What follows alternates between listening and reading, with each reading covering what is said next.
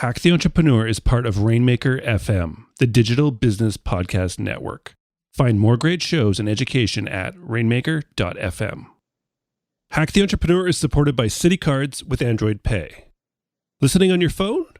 Now you can pay while you listen using the same device. Just tap and go. Download the Android Pay app on Google Play or visit citi.com/androidpay to get started. Android Pay is available for eligible Citi consumer credit and debit cards.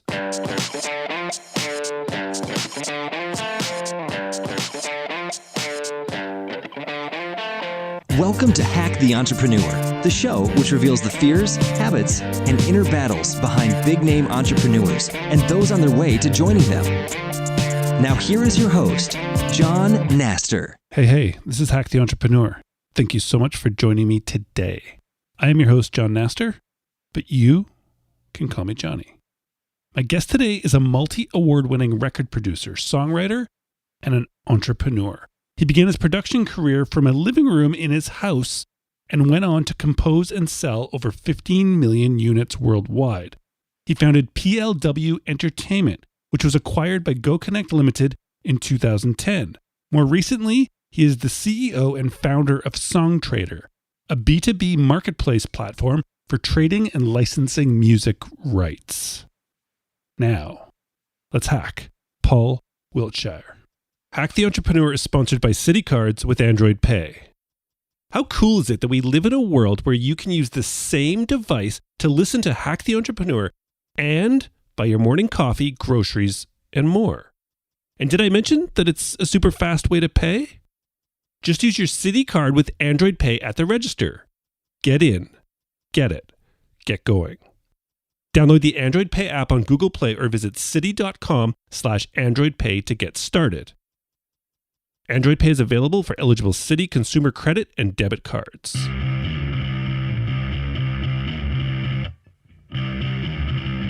We are back with another episode of Hack the Entrepreneur. And today we have a very, very special guest. Paul, welcome to the show. Thank you. Thank you, John. Thanks for having me. Absolutely my pleasure. And I think this is going to be fun. I always love the connection of music and business. It's something that really excites me. So I know this will be fun. It's a challenging connection, but it can be, yes. Diving into it. Exactly. All right, Paul. So you are a man of many hats. Today we're going to talk to Paul the Entrepreneur. So Paul, could you tell me, as an entrepreneur, what is the one thing that you do that you feel has been the biggest contributor to your successes so far? I think it's just die-hard tenacity. It really is just always maintaining a vision and believing that that vision can be accomplished, regardless of the hurdles that one comes across on that journey. There's hurdles in business and life? I think, and being more specific, when we launched this business, Songtradr, I had so many opinions saying that I'm crazy. You'll never be able to make that work. I think you really have to be careful what you listen to and what you don't listen to. And it really does come down to what is your gut telling you? Your gut has to really direct your vision or power your vision. It's kind of the engine room to some degree, because if you respond to every negative comment or even if it's just, you reach that hurdle where it's like, oh my God, how can I actually do this? That looks like it's insurmountable. You have to just get up and find a way to solve that new problem that you never expected to see. So I think, tenacity, problem solving, they're the key areas, and finding the fun in solving that problem. That's definitely a key to it all, is finding the fun in it, because obviously you're going to run out of energy at some point and the fun will hopefully push you through. But this idea of following your gut, and I mean, within business, we get advisors around us, mentors, people we just trust, yet at some point you have to trust yourself more than anything else, because it's you kind of putting your neck on the line. So is this sort of a skill that you think you've innately sort of had within you, Paul, or is this something that you've learned through time of, 20 years of business now that you've had to sort of really like enhance that and work on nourishing that?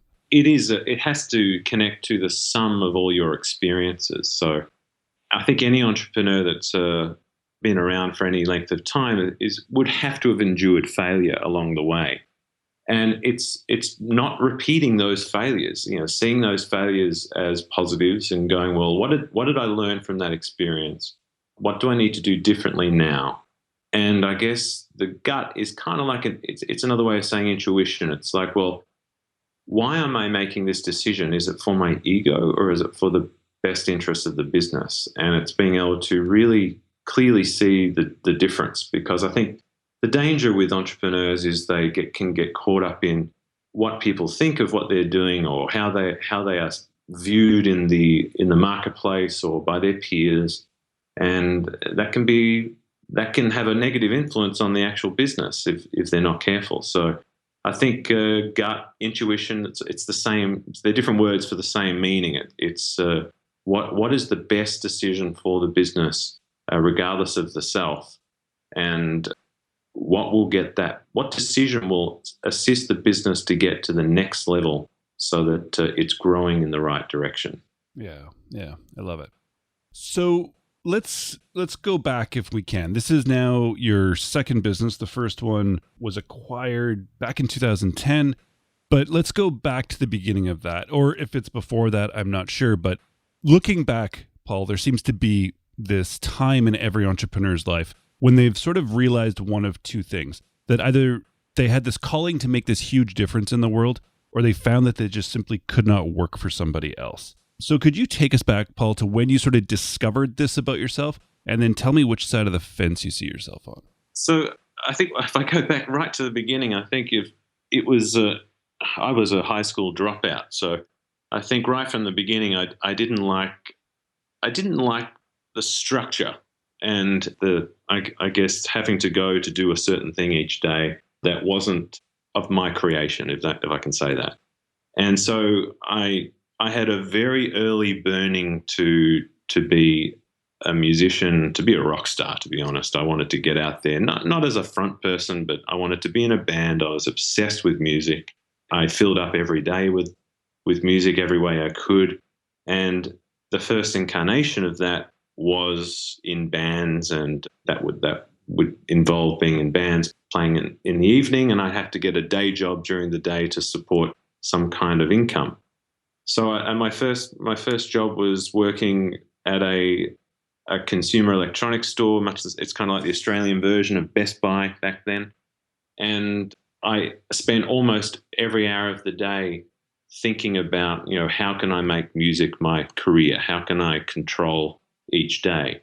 So I guess it wasn't really entrepreneurial at the start. It was really more about just, well, how do I live my dream, which I guess is partly an entrepreneur's journey. And that eventually turned into a music production career, which I sort of discovered that there was a market out there for making music for other people. And I began just in the lounge room of my home in Melbourne. And I relentlessly marketed my services to local music schools and wherever I could get some kind of attention or some kind of work form, or so I could perform my services as a producer and a songwriter. And it really began from there. So the first business was really a music production business where I went on to record a lot of household names, some famous artists from here in America, as well as a lot of household names in Australia. And that kind of morphed into a rights business that I think the entrepreneur in me was always kind of dissatisfied at the limitations that I seemed to find myself within on that journey. So I was going back to that time where I think I look back to like 2005, 2006, I was doing so much music work, production for most of the major labels in Australia at the time. And I felt that even though that was going so well, I had music in the top of the charts, there was something else out there. There was something else that was sort of driving me to do something that was different, something new. And I guess that really didn't really surface into something that I really believed in and loved until this current business. So it really took me until age 44 to really find something that I wholly believe in as being a fantastic business that has the ability to have a global impact. Yeah. So it really seemed to start like you couldn't work for somebody. Like listening to your story, that's kind of in different words, but I mean, from high school dropout to working at the equivalent of the Best Buy, and then just like, I need to just like make my own music and do stuff, to now you literally want to do this huge thing that kind of impacts the world. It's a great evolution as a person and as an entrepreneur to hear that story of. Do you think that it was like, let's try and go through your decision making of, so you create a company and for 16 years you run it and it gets acquired, and then you went to work for that company, which often is the case when you get acquired by the company. You go to work for them for a couple of years and then you left. But now the company you're starting seems to be, to me from the outside, much more sort of technology based, therefore possibly reaches more scale, obviously like globally, very quickly. So was that part of your process? Like, was this just a natural thing that like, this is what I'm going to go into? Or did you think that you want something technology based so you have the scale, and then it was come up with an idea? I think it was the sum of a few things. It was one, I wanted to build a very scalable, a highly scalable global music business. I recognized that there were some major problems in the industry that I believed I could solve with this technology, and set out to do it. It really was that simple. Wow. And so there's other companies that do similar sorts of things, right? This day and age, that can license songs?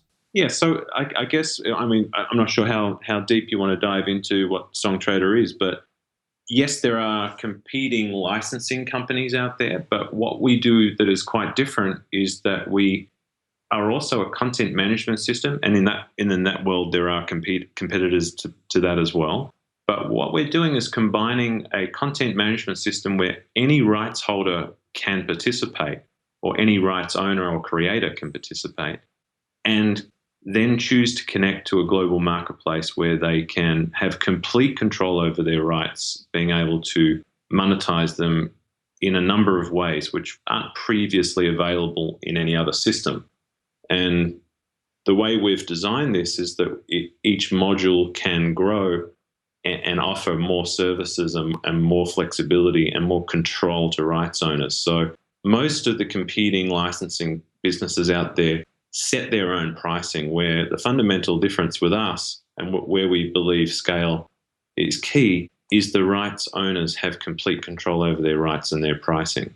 And so 2.5 years or so ago, you came up with this idea. You launched the official product a few months ago in March of 2016.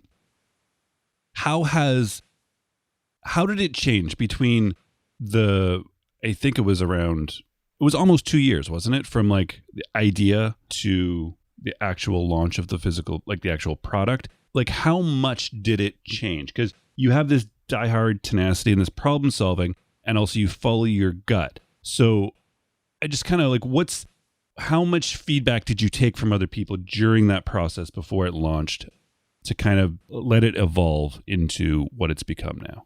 So it's evolved enormously, and it continues to evolve. And I think one of the key things that we did that I'd recommend for any startup to do is that we did a long beta launch where we really relied on customer feedback to understand how they viewed the platform, what their problems were, what they thought the limitations were, and how we can improve their journey to make a better platform. I think that was key during that process last year, and their feedback was such a great influence on where we are at today and where we're heading. So very, very important. Yeah. So listen to users, but not so much maybe always advisors or people who are sort of outside of what you're working in the marketplace. But your users are the people who are probably going to guide you the most, right? Absolutely. I think business's connection to its customer base is critical, and I don't know if a business should always, or I don't think a business should ever think, I'm going to teach our customer base how they should think about our business. It really can't be that. It's, well, what problem are you solving? What are their limitations? What is their understanding of what you're doing? And especially with something like music rights, it is fundamentally complicated. And there are people that have been in the business for 10, 20 years who still don't fully understand it. And it's not because of their inability. It's just because it's just so complicated. So making something that is complicated very simple is a problem in itself that is a great thing to solve, because in that simplicity becomes the ability for that platform or that problem to be monetized. So that is kind of the heart of what we're attempting to solve is the inefficiency that has existed, or inefficiencies that have existed within music rights, and being able to make them far more mobile and far more movable has been our challenge. So customer feedback, listening, lots of meetings, listening to people at all levels, at very professional, at high levels, at independent, beginner levels, and getting their experience and understanding their experience and what we need to do to change what we do so that they understand it and are willing to adopt it. Yeah. And are music rights and licensing, like the licensing rights, so complicated because they're evolving or changing so quickly because of technology, or is it because they're not changing with technology? I think that the fundamental thing about the music industry is that it began as two different industries. If we go back over 100 years ago, there was the publishing industry, and it sold sheet music, and that eventually morphed into what is now the publishing industry. The recording industry emerged somewhat independent of that, and those two industries co-owned music together. But they have different objectives, they have different business models, and so we have, at I guess, a high level, an industry that the music industry, which is kind of split between the music publishing industry and the recording industry, and often rights are co-owned by both those industries, which causes fragmentation and is there's different rules, regulations, there's different laws that affect each right. So from an outsider or from a beginner, it's initially quite complicated to understand. Yeah, and I like how anybody without the entrepreneurial sort of mindset would see that sort of difficulty as the reason why you can't start a business in this space. And to you, that reason is why you can, because you can get paid to solve that difficulty. That's really what it is, right? That's all you do is get paid to sort of find those problems and then solve them for people. And that's where your company comes from. It's opening up the ability for anyone in the world, wherever they may be, whoever they may be, to be able to acquire music they want for their business easily. So it might be a small advertiser in a small country. It might, let's take Australia, my home country, for example. A small advertiser in a regional area doesn't know how to access quality production or quality music for their production. And they may just default to using a system which is like a Shutterstock or a Getty Images, which is already a global system, but have limited music in comparison to what we're offering, because we are essentially bringing in rights owners at all levels, whether they're labels, publishers, as well as independents, commercial music creators at all levels. So offering that much, much greater diversity to an entire world of music rights buyers is our goal. Yeah, it's such a unique approach to the market, because I have heard of other rights companies. I've actually talked to some on the show, people who founded them, but that idea of opening it up to all creators of all sorts and letting them price it how they want, that's unique. I like that. So we've been talking about, like, from the beginning, your one thing is that diehard tenacity and problem solving, and it just weaves through everything so far that you've said. Now, every business expert, Paul, talks about the 80-20 rule. So you're supposed to do 20% of the work and get 80% of the results. You're supposed to do what you're good at and delegate the rest. Paul, can you please tell me something that you are absolutely not good at in your business? Delegating.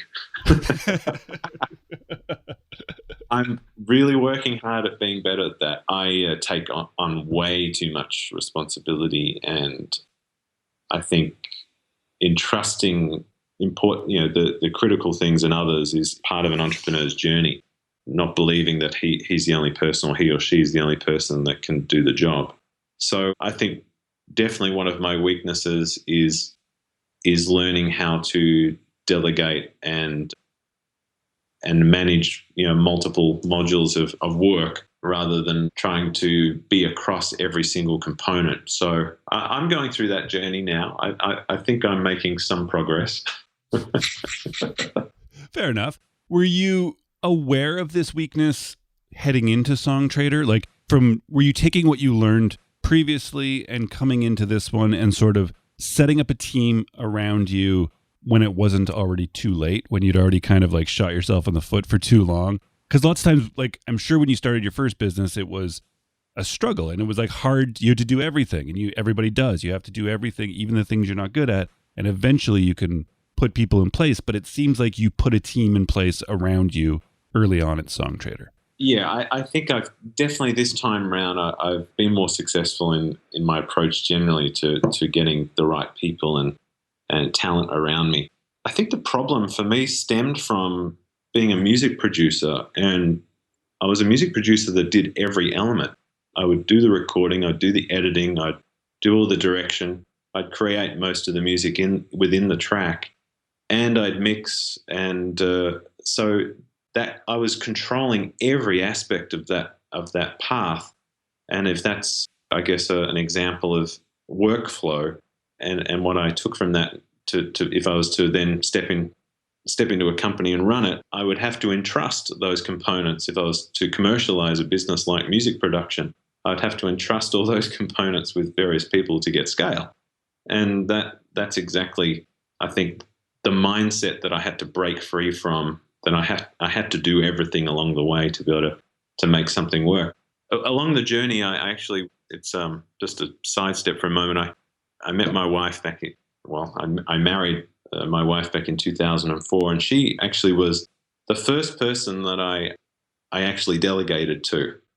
It sounds terrible, but she actually started doing a lot of the production. She became a co-producer on the works that we did, and she had a strong artist background, and she has become a great music producer. And that was my first sort of journey into learning how to delegate.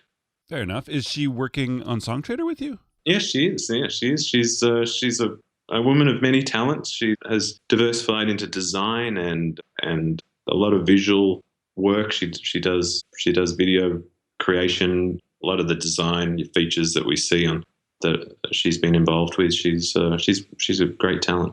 And so the further both of you, I guess, get now into entrepreneurship, would you consider yourself like unemployable at this point? Or could you see yourself, if you went through like another acquisition and working for another company?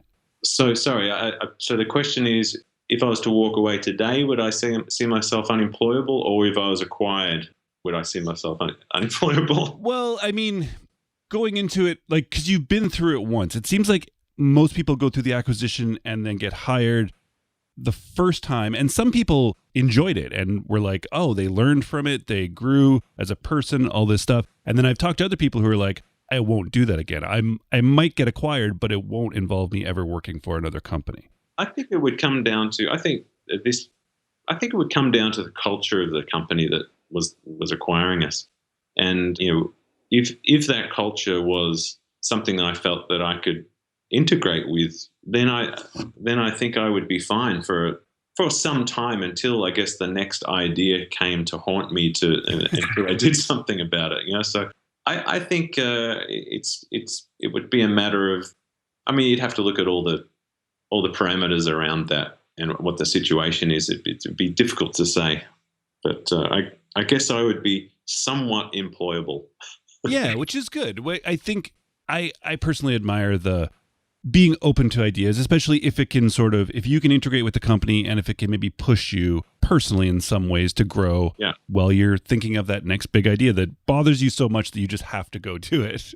Yeah, I mean, if you're surrounded by new great minds and you're learning and you're growing in a new business that's acquired you, I think that's a great journey to be able to experience. If it's not that, if it's a company that's acquiring you and they're pivoting and they don't really know your space and they want to make it something it's really not, and you can see that that's really not what it can be, and you know that, and you can't educate them on that, then that would be, I guess, something that you'd walk away from.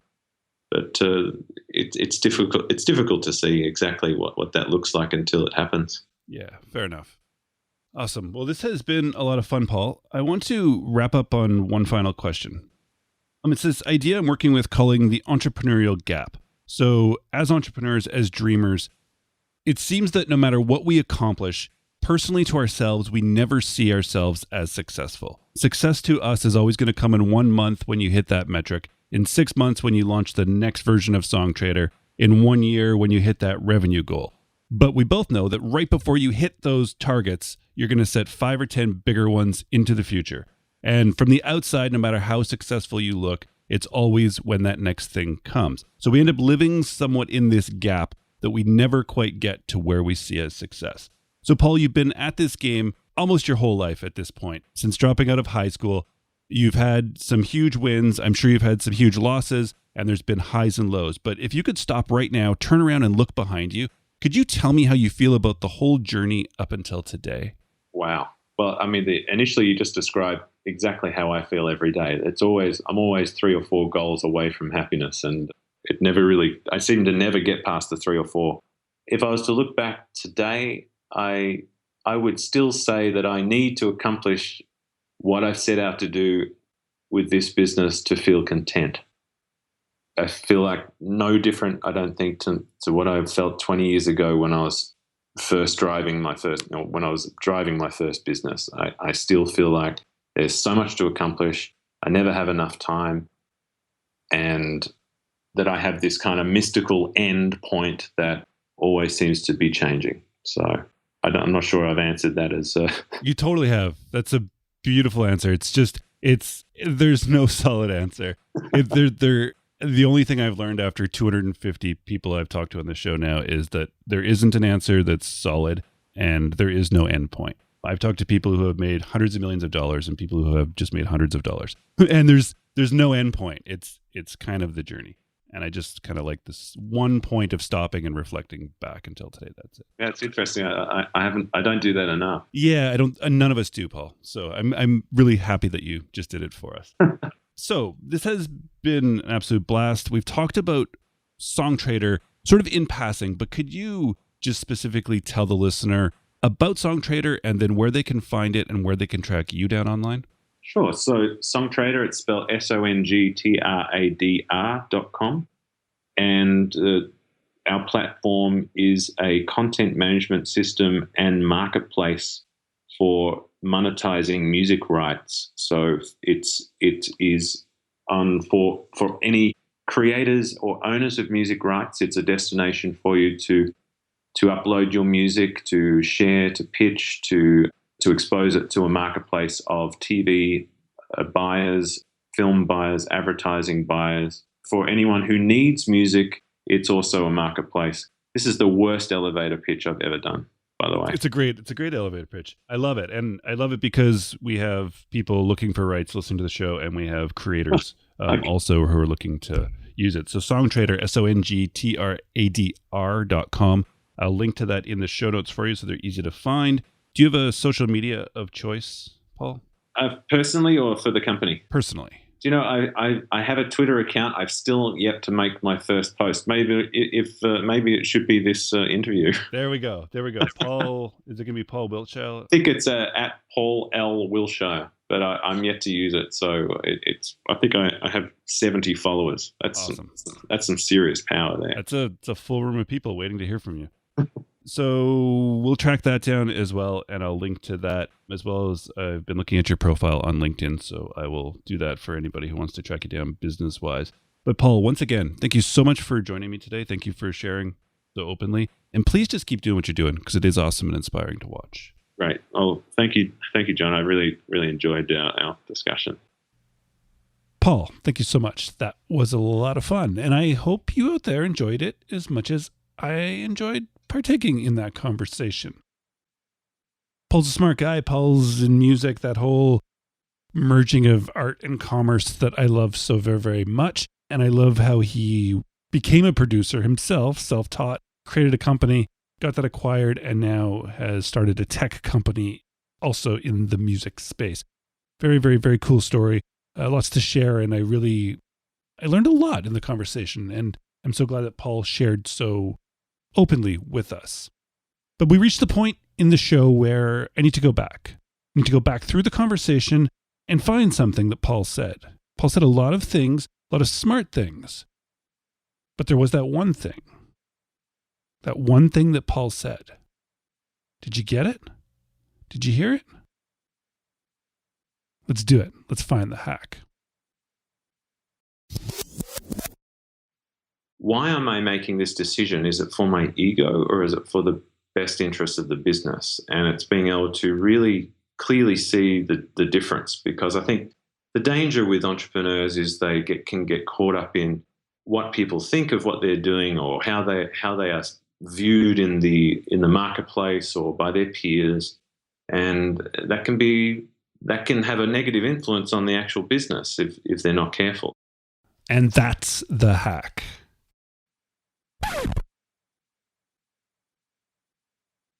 Paul. I love this. Why am I making this decision? Is it for my ego or for the good of the business?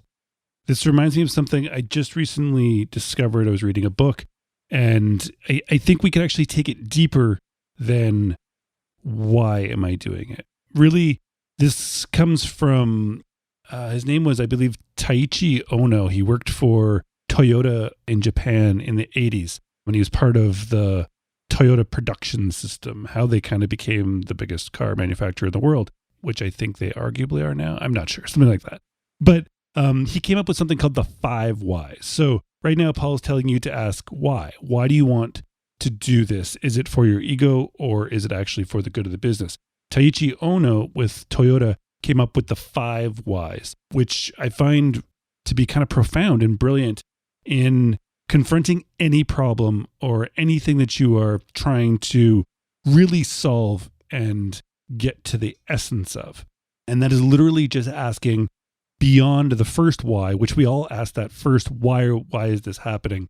But then to go 5 deep and to find actually the cause of the problem, not just sort of uncovering the symptom. So if we find out, I think if it's our ego, that's the symptom, but then we got to go deeper and find out why. So Taiichi Ono, his example he always used was on the production line, there was 5 things. So it was like the first question, which is where most people would stop on a production line, is why did the machine stop? And somebody would say, well, there was an overload and the fuse blew. And so you would just kind of fix the fuse and continue on. And then what happened again? So Taiichi said, okay, so why was there an overload? Person would say the bearing was not sufficiently lubricated. Taiichi would say, well, why was it not sufficiently lubricated? Somebody else would say the lubrication pump was not pumping sufficiently. Taiichi would then say, well, why was it not pumping sufficiently? Somebody else would come in and say the shaft of the pump was worn and rattling. So Taiichi then would say, well, why was the shaft worn out? And somebody else would come in and say there was no strainer attached and the metal scraps got into it. So now we don't just patch the problem. We don't just get the machine working each time. Now he's, by asking the 5 whys, which is what you should do in any sort of big question, or even like a bottleneck or something that you feel is holding back your business or yourself from growth, ask the 5 whys. Keep asking 5 times to really truly get to the root of the problem. Then when you correct that 5th why, all the rest of them just solve themselves. But this allows us to not just Band-Aid fix things and truly removes these bottlenecks in production or in creation of anything that you want to create, or any sort of sales system or sales funnel or business process within your business. Ask the 5 whys. And Paul, I thank you for bringing this up because it's true. On the surface, so many times as entrepreneurs, we make decisions based on what we think of as our gut, but really it's an ego. And we need to get deeper and ask 5 times why we want to do these things. That's where we'll find the true essence of it. And that's where we can decide if this project or if this business or if this partner is right for us and our business and for where we want to be. The 5 whys. Thank you, Paul. Thank you. All right. That was a lot of fun. This is good. I'm enjoying this being back with you 3 times a week. It's good, isn't it? Yeah, it's fun. HackTheEntrepreneur.com is the website. Make sure to go there and check out the show notes for Paul's show and get on the email list. I'm writing you every Sunday as usual. And I'd love for you to be part of it. And yeah, hit reply to any of those emails and say hi. Tell me of a guest you'd like to hear on the show or just give me your feedback on the show. I'd absolutely love to hear from you. But yeah, you can hit reply to any email once you get onto the email list, which you can do at hacktheentrepreneur.com. All right, it's been fun. I thank you so very much for stopping by. You know that I truly appreciate it, don't you? Yeah, you do by now. All right, it's been fun. Thank you so much. And please, until next time, keep hacking the entrepreneur.